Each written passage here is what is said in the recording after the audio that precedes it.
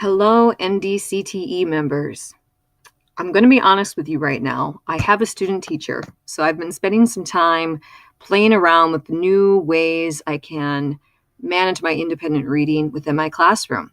And Carla Haven, one of our tech individuals at Grand Forks Public School, who I absolutely adore, just showed me Flipgrid. So I used this for a recent assignment, and I thought to myself, this would be a great tool to use for independent reading as well. It allows an environment in which students could give quick feedback in a timely manner, and it's a different way as well that you can communicate with your students. I'm kind of in love with this right now, so I wanted to share it with all of you. The site is called flipgrid.com, and so if you go there, all you have to do is over here, educator login, click on that as well. And most of the time, it'll take you, I've already signed up for this, so it doesn't show the exact steps that it would for you, but it will open up your Google account, and you can click and log on to this through your Google account, right? And then when you look at this, each one of the grids is a new assignment, and you can see I've done a couple. Okay. So when I go into this, like this is Ryberg's room, this is my site, right? But I can have different grids underneath this as well. So if I go back, I could do a grid for NDCTE if I wanted to, right? But I can make a new grid. But all you have to do is make your grid. You have your picture. This is what you could share with your students as well. So I'm going to open up my grid. This is Ryberg's room. This is what my students would see. And then underneath here, I could go ahead and make a new topic. Right. So here, if I wanted to do, for example, independent reading response, maybe for February.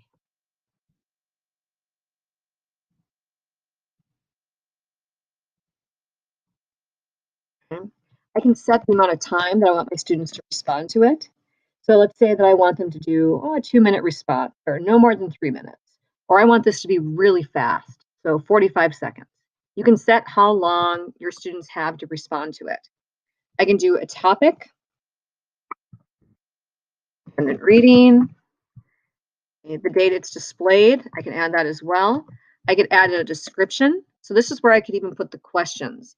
So if I wanted them to specifically respond to the following question,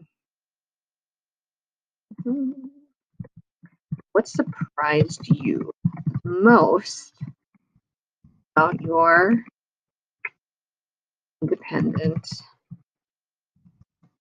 text this month? Right? And you can make the question whatever you want, but I like the aspect too of what surprised you about the text.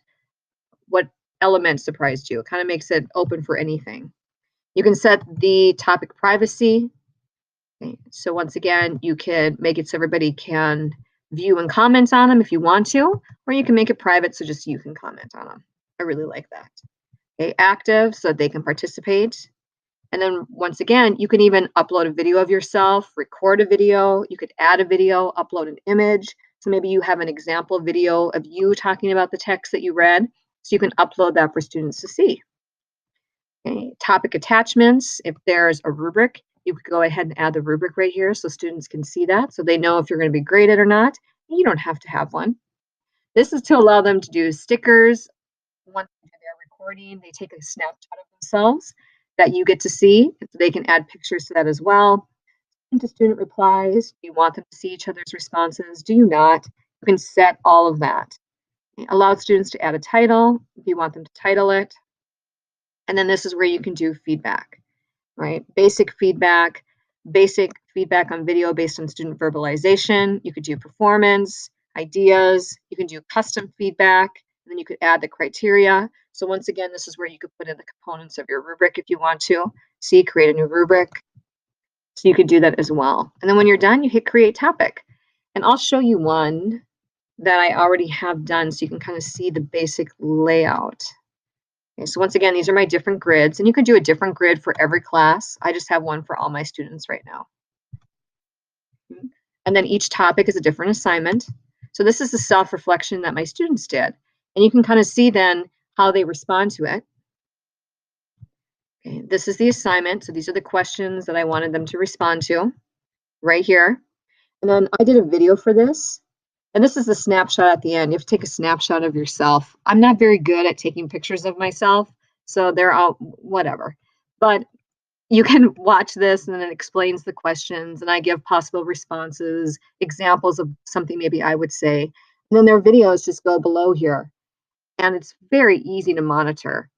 I was asking my some feedback, and most of them commented how it only took them 3 to 5 minutes to do this assignment. And I immediately was able to click on their video and get their feedback on how they felt about their process slash visual aid speech. And I think this would be great for independent reading.